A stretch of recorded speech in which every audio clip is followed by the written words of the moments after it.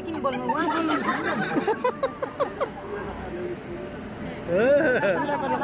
बल्ल बाबुले सही भने ल ल माया धेरै छ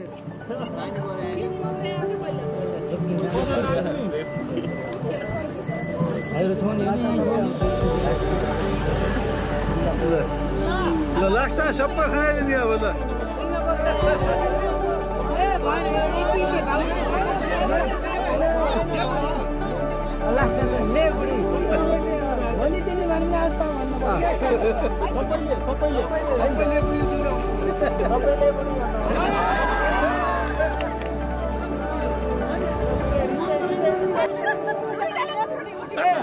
पहिला खामबुडी चिउरा खाम बनियो